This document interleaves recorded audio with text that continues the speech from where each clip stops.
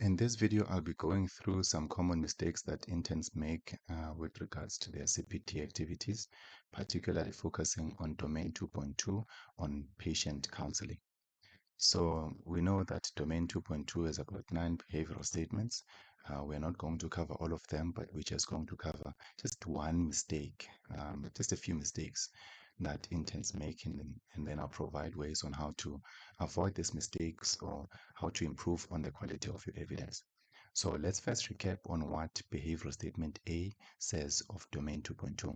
It says establishing existing understanding and knowledge of health conditions, medicines used for a patient, and the need for counseling. So now this behavioral statement is supposed to be patient focused. Let me just go down. This behavioral statement, like I said, is supposed to be patient focused. It is not about you understanding about asthma and counseling the patient. So you need to focus on the patient. It means checking what the patient understands about their condition and what they understand about the medication that they are prescribed. And then after understanding, you then need to establish the need for the counseling session. So it's important to understand the behavioral statement completely. Understanding the behavioral statement completely helps you know how to then, write your evidence or provide evidence to provide or show that you actually fulfill the requirements of this behavioral statement. Behavioral statement B says counseling patients on the safe and rational use of medicines and medical devices, including selection, use, contraindication, storage, and the side effects. Now, I'm not going to cover everything on the evidence, but just a mistake, just a mistake for now. So now, when checking the evidence, this is the checklist I use. I'll be checking for the title. I'll be checking for the description. So the title is it evidence 1, evidence 2? The description means it tells me what this evidence shows. And the application means how did you apply that behavior statement that you're discussing? And then you're supposed to link it with that specific behavior statement that you're saying you are addressing in the evidence that you're providing. Next, we are going to look at the quality of the evidence. We know that the evidence must be current. So currentness means that it's taken in the year of internship. So if your internship year is 2025, so this evidence will be for 2025. Sometimes you can verify this by showing a prescription, signing, and showing the date. So the date is very important when it comes to this. Is it authentic? So authenticity means, is it verified? Is it your own actual work? So tutors can verify the work, but to verify your own work, we need to see your picture, we need to see signatures, we need to see you identifying yourself in the evidence that you're providing. Is it sufficient? Sufficientness means that if Domain 2.2 has 9 behavioral statements, you are supposed to provide evidence for at least for 75%. So now, because I'm just dealing with one piece of evidence, I'm not going to cover everything. Is it valid? So if you're saying that you're covering behavioral statement A, is the evidence that you're covering for behavioral statement A, are there any errors in the evidence? Is there any breach of confidentiality when it comes to that? So this is very important when it comes to this. So now let's get right into it. So now we can see that this is evidence for domain 2, according to what this intern is saying. And then checking using this checklist, we can see that the title is E1. But I would suggest that writing it in full is so much better than writing E1. The reason for this is that it looks professional, and there's no confusion.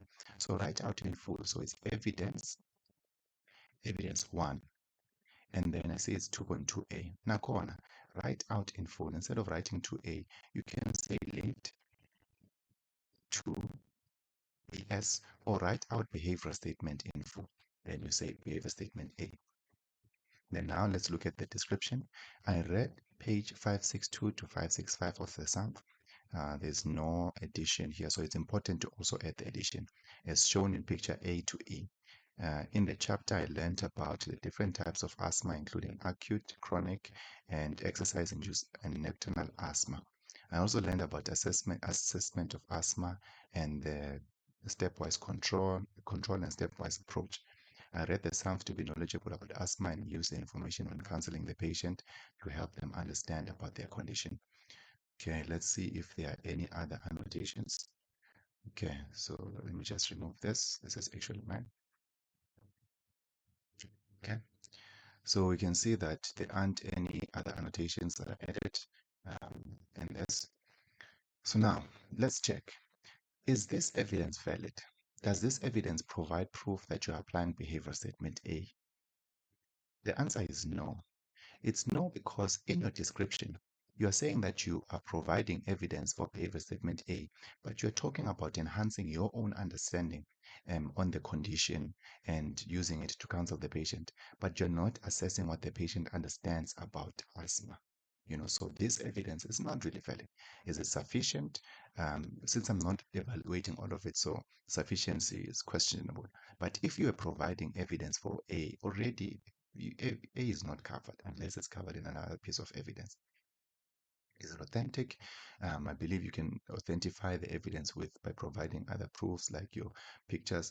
So for now, let's leave that. Is it current? If there's a prescription, should be dated.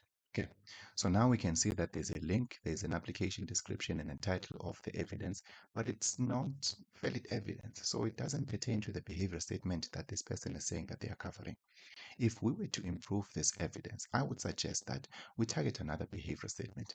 We begin by going over behavior statement B, which is about counseling the patient.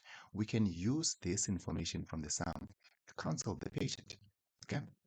What does the SAM show us?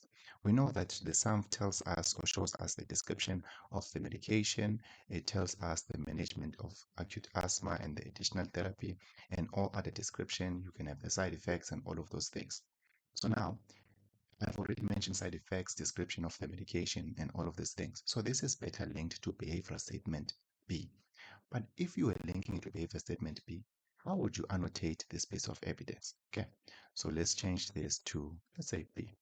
If I was then linking it to behavior statement B, my annotations would be, or how it would go is, I would add my title, I would add my link to the behavior statement, I would add my description. Say, this is page 562 to 565 of SAMF, which I consulted to obtain information about asthma and use it to provide effective counseling for the patient.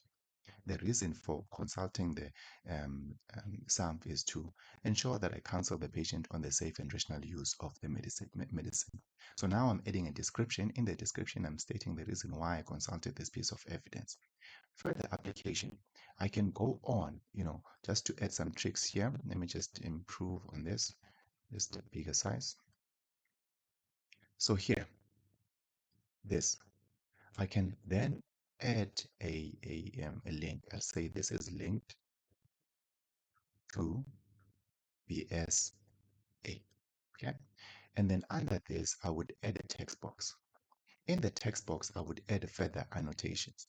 In my annotations, I will then explain, oh, sorry, this is not linked to behavior statement A, I mean behavior statement B.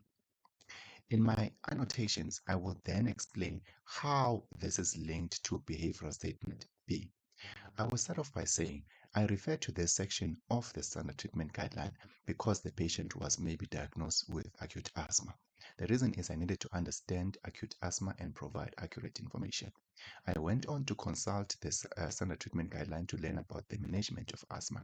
After this, I then applied the information I gained in the SAMP to counsel the patient.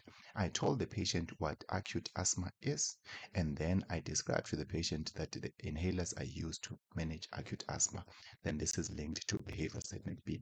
Now, of course, I didn't cover the whole behavioral statement because it has other requirements, but because I included other parts of the SAMP, this will then still link to behavior statement B.